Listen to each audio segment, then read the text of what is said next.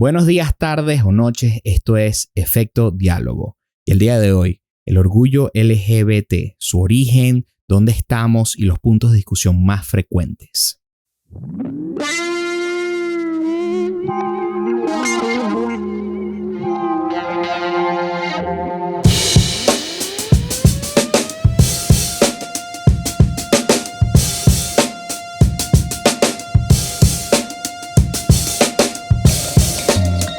No sé por qué tengo Drake pegado. Drake es muy bueno. Sí, que lo botaron en Coachella, lo bajaron de la tarima. Nadie lo quería en los Coachella. No fue en Coachella, fue en otro lado. Ya ni me acuerdo, no importa. No es importante. It's not important. No es relevante para el tema de hoy, creo. No es relevante. Drake no. Bueno, actually, no sé si Drake sea relevante para el tema de hoy. No he hecho la búsqueda como para saberlo. Lo dudo. Pero bueno, el día de hoy, sabes, hablando un tema que está bastante relevante en estos momentos, siendo junio el mes del orgullo LGBTQIA+. Me disculparán si no lo digo en español porque no quiero hacerlo mal. Todo el mundo sabe lo que estaba pensando en decir en vez de hacerlo mal.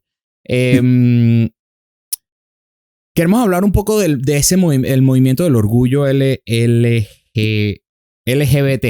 ¿ok? Uh-huh. Y las raíces y en qué se ha evolucionado, las cosas que estamos comenzando a ver que no solíamos ver hace 2 años, hace 3 años. No, ¿sabes? Han habido muchos cambios. Quizás no lleguemos a hablar sobre lo que está pasando en Canadá. Quizás eso lo dejemos para otra ocasión. Pero bueno, vamos a hablar un poco del origen de dónde viene todo este movimiento. Y para aquel que no sabe, es el movimiento de orgullo Pride. Pride es el orgullo en inglés, pero aquí la palabra Pride ya se ha vuelto como que el símbolo del orgullo LGBT. Nace de las revueltas que sucedieron en 1969 en Nueva York. En español, el levantamiento de Stonewall. ¿Qué pasa? En ese entonces, aquella persona que era homosexual o lesbiana no era bien recibida en la sociedad. Entonces tenían clubes secretos en los cuales se hablaban en código para encontrarlos. No me pregunten cuáles son los códigos porque no me los sé, pero tengo un amigo que sí se los sabía todos. Y en este junio de 1969, por alguna razón u otra que no me sé toda la historia completa, la policía comenzó a entrar a estos clubes donde frecuentaban todas estas personas homosexuales y comenzaron a actuar violentamente en contra de estas personas, como no solamente como de burla, sino de violencia física. Uh-huh. Y todas estas personas se rebelaron. Se rebelaron y fue un momento muy oscuro en Nueva York, donde mucha violencia, ¿ya? Desde ese entonces, el año siguiente, pasaron muchas cosas políticamente y el año siguiente se celebraron las primeras marchas de orgullo LGBT. Y hasta hoy en día que se siguen celebrando. Y en ese entonces trataba de pelear sobre los derechos de lesbian, gay, bisexuals y transsexuals. En ese entonces era más bien la homosexualidad en general. Se fue transformando a lo que es la bisexualidad y el transexualismo, transexualidad. ¿Cómo se diga en español? Qué pena me da, pero todo esto lo sé en inglés.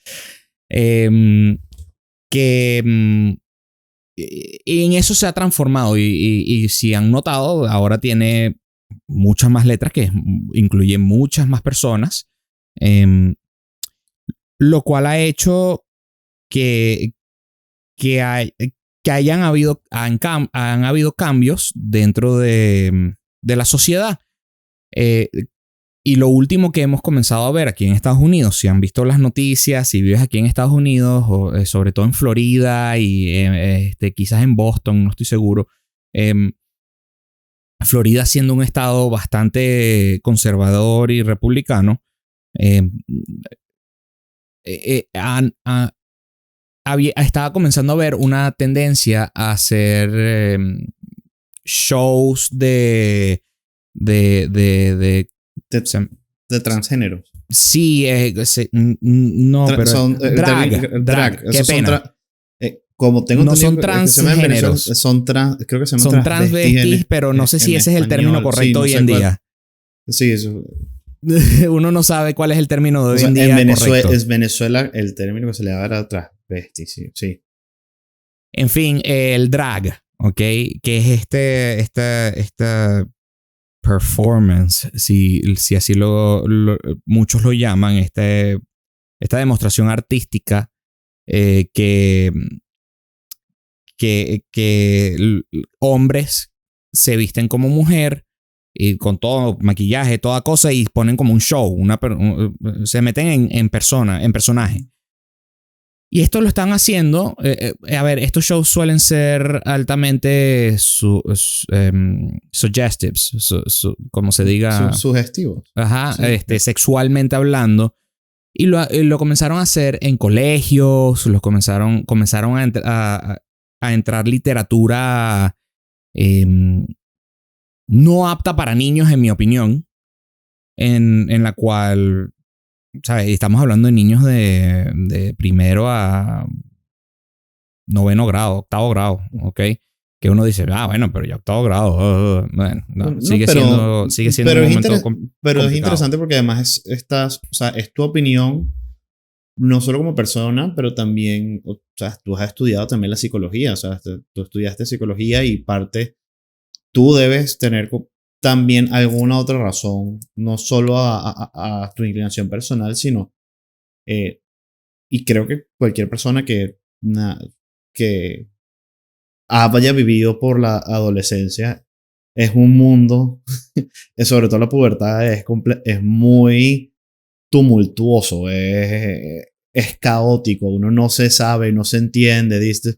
Todavía recuerdo diciéndole a mi papá, es que tú no me entiendes, y es como que todo el mundo te entiende, todo el mundo ha pasado por esto, simplemente que es una etapa. Pero es caótico, definitivamente.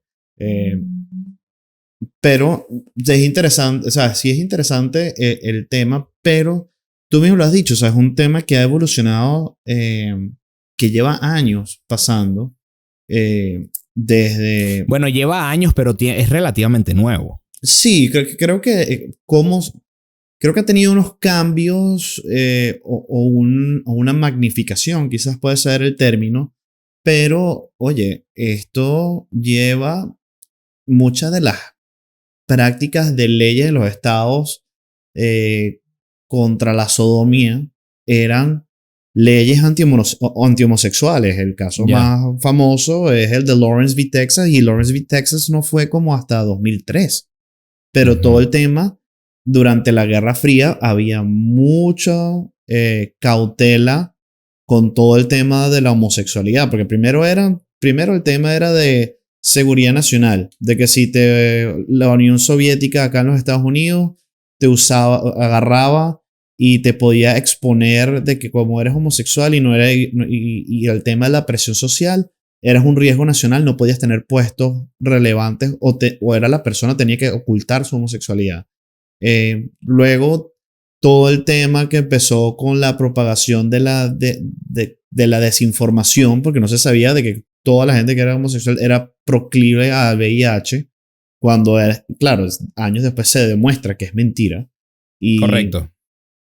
Y bueno, ¿sabes? Llegas a casos que la legitimación del matrimonio homosexual no es hasta el caso de Obergefell, que fue más o menos en el 2015. No tiene, o sea, son casos legalmente hablando bajo la Constitución de los Estados Unidos que si uno ve el track de los casos más importantes sobre el desarrollo de los derechos políticos y civiles de la comunidad LGBTQ es bastante rápida. Entonces, sí. Y lo puedes ver, y puedes ver todas esas cosas que has mencionado, que tienen que ver con los cambios de leyes y los casos legales que sucedieron. Y la Guerra Fría incluso lo puedes ver hasta en la literatura psicológica del momento. Estamos hablando del DSM. El DSM es por así decir, la enciclopedia que usan los psicólogos para diagnosticar desórdenes mentales. En el primer DSM, en 1952, la homosexualidad era considerada una enfermedad, perdón, un desorden sociopático. Y a la misma vez, a ver, si mi historia no me falla, en 1953 arranca la Guerra Fría. Más o menos, por ahí es la cosa. Después, y en 1968, por contexto, estamos en el DSM-5. Hoy en día es el que se usa. El DSM-2 sale y en 1968 aún sigue siendo considerado. O sea, estamos hablando de 15 años después. Sigue siendo considerado una enfermedad mental. La homosexualidad. No es hasta 1974 que como que bajan las tensiones políticas, entiendo yo. Y entonces cambia la perspectiva al respecto de la homosexualidad y cambia o sea, ya no es considerado una enfermedad mental. Y a la misma vez, esto es después del levantamiento en Nueva York. Todo esto está conectado, ¿ya? Sí, yo creo que sí hay. O sea, es un tema bastante complejo, sobre todo acá en la sociedad americana, de cómo se ha desarrollado. Más sin embargo, o sea, volviendo más al tema que tú que estabas poniendo y trayendo a locución de la idea que estábamos hablando sobre el DSM, todos estos shows de drags y demás, y sobre todo muchas voces conservadoras, activistas políticos que hablan sobre, mira que por ejemplo, los transgéneros que ellos no es que tengan una identidad, sino que tienen ¿cómo se le dice? Desorden o disforia de género, creo que era el término. Es la disforia de género, sí. Que es el que también está en el DSM. El DSM-5, sí. Y uno se pone a pensar, oye, si la homosexualidad en verdad en un momento esto cambiará, ¿en dónde entra, por ejemplo, también el rol de todo el tema de las escuelas, de los estudios de género? Y cuánta ciencia hay detrás y cómo se ha colaborado con otras ramas, porque también lo que he visto es que siento que, por ejemplo, muchas de las ramas de la ciencia que están tratando de entender este momento de nuestra sociedad, por ejemplo, estudios de género y demás, por alguna manera tú lees el texto y siento que por el simple llano hecho de que lo llaman una ciencia social, no hay manera de que, o sea, es muy difícil ver la integración de los puntos, de que vienen de otras ciencias, de cómo ha evolucionado, cuál es la integración, y siento que se ha vuelto como una cámara de eco en donde ahora hay discusiones que, ojo, yo honestamente, y lo digo, o sea, yo como venezolano, cuando llegué acá, ¿sabes? A mí me decían, ¿sabes? En foros que el documental dice, ¿sabes? Sobre qué es una mujer.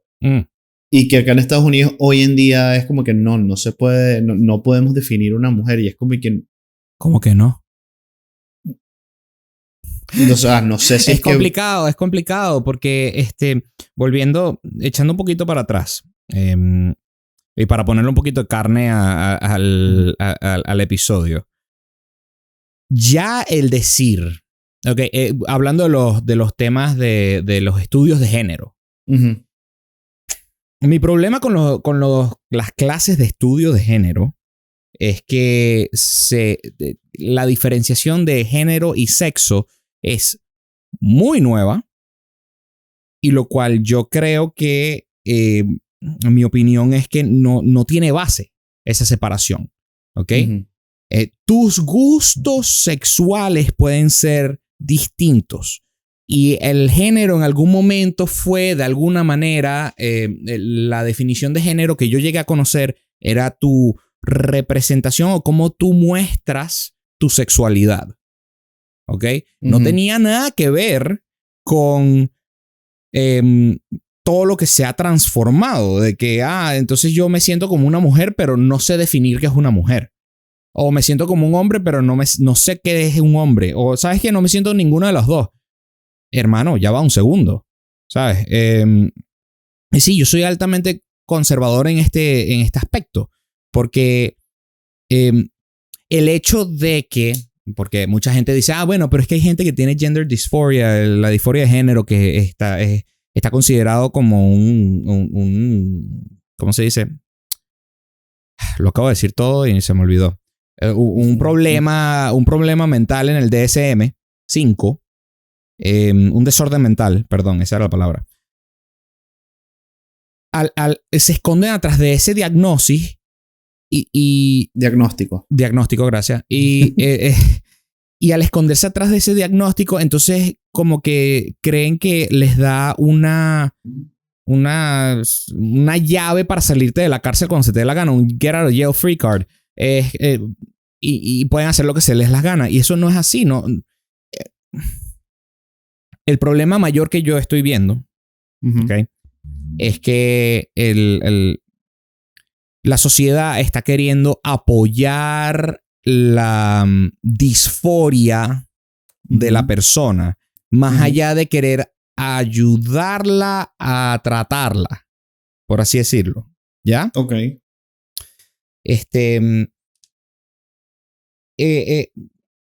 La disforia de género se entendía en el momento que yo estudiaba esto como un estado de síndrome de impostor, si quieres decirlo, en el cual no te sientes cómodo dentro de ti mismo. No, es como una ilusión o sea, es un delusion. En el cual no crees que eres la persona que eres. Y entonces, en vez de querer ayudar a la persona a encontrarse en el sentido de que, pero este eres tú, mira tu cuerpo, mira quién eres, o sea, esto eres lo que eres, es más bien prefieren, sí, yo tampoco sé lo que soy, entonces vamos a no serlos todos juntos. Entonces crea un estado de inestabilidad mental en el cual se pierde mucha gente y muchos se esconden atrás de no, bueno, es que si no los apoyamos, entonces pueden caer en tendencias suicidas. Y es así como que ya va, pero si no los apoyas de una manera violenta, pueden caer en tendencias suicidas. Pero si los apoyas y si los apoyas simplemente, tú no sabes lo que estás haciendo, por ejemplo, a un muchacho que dice que me siento como mujer en este caso y pasa a través de la operación de cambio de género, transición. De transición.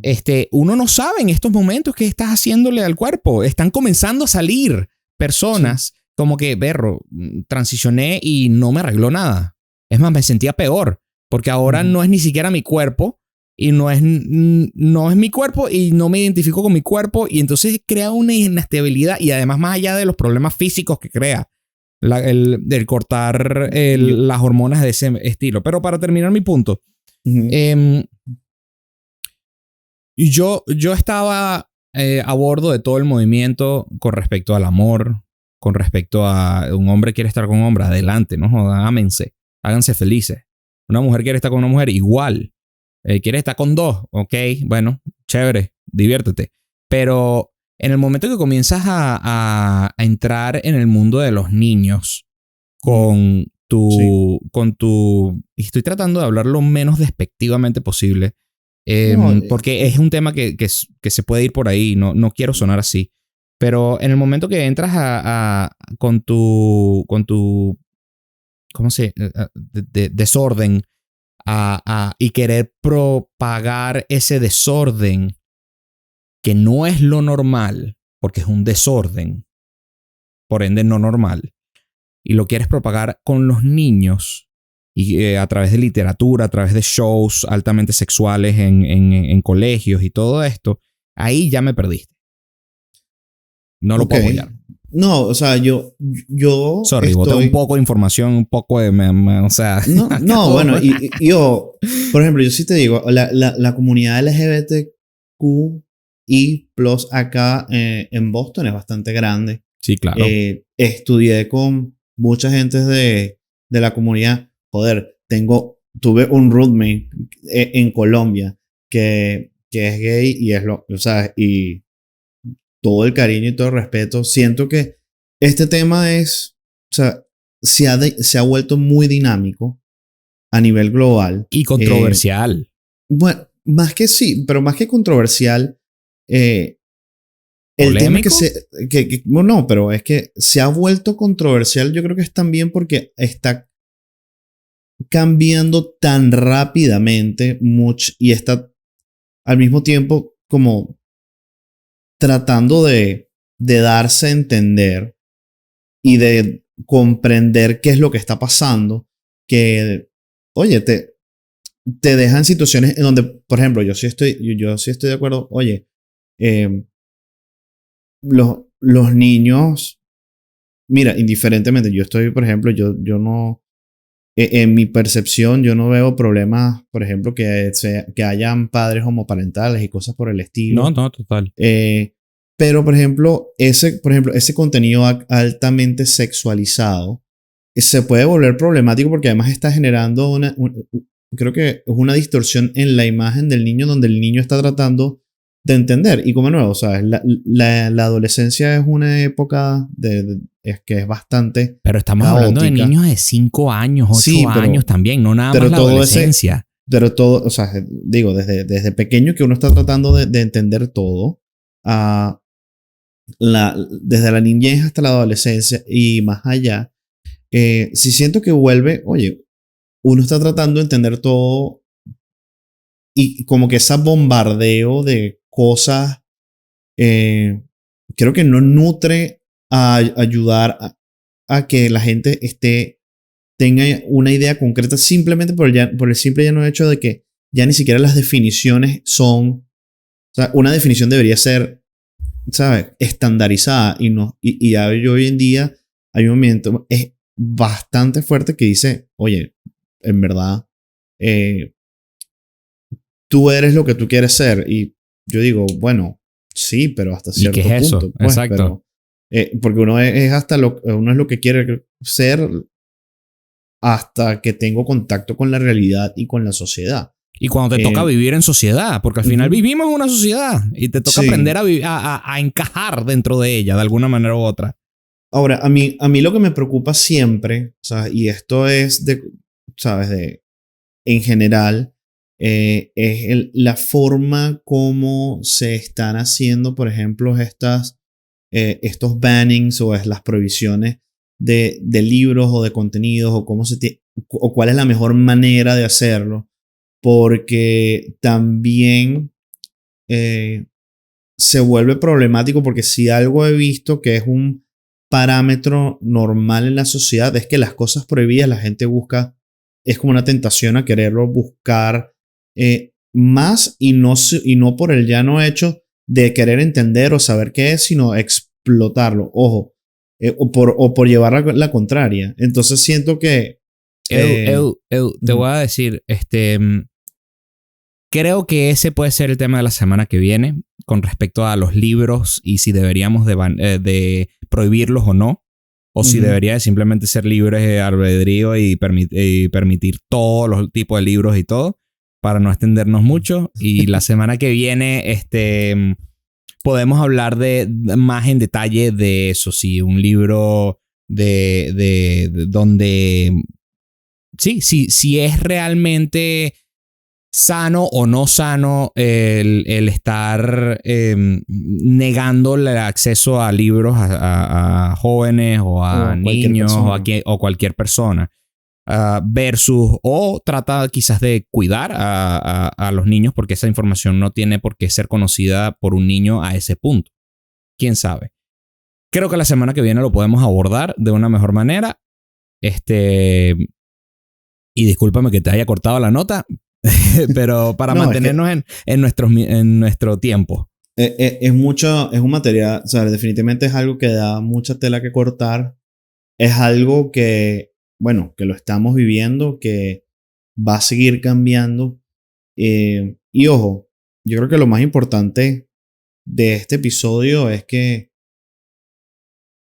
tanto tú como yo, indiferentemente de qué opiniones tengamos al respecto de muchas cosas, y por ejemplo nuestra posición con el movimiento del orgullo LGBT, creo que ambos venimos de un buen, o sea, venimos de un buen sentido de que, oye, nosotros, o sea, ambos hemos hablado y hemos compartido o sea, no en los episodios de, oye, son parte de la sociedad que son importantes, son gente que, indiferentemente de cómo lo abordes, son gente que por mucho tiempo no ha sido representada, que históricamente ha sido eh, oprimida de muchas maneras, ¿sabes? Desde su forma de ser a sus gustos, a tener que literalmente, bueno, el término enclosetado, que ha sido duro, ¿sabes?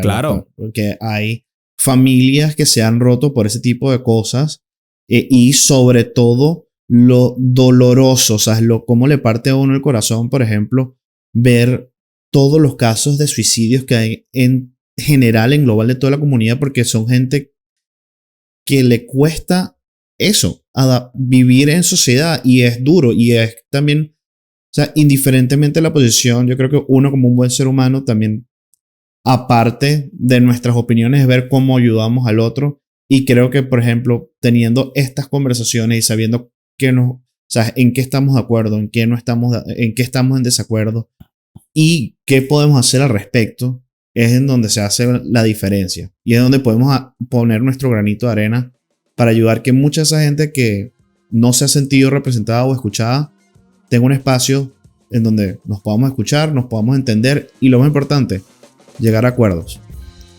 Esto fue todo por la semana de hoy. Muchísimas gracias y hasta la próxima. Saludos. Chao, chao.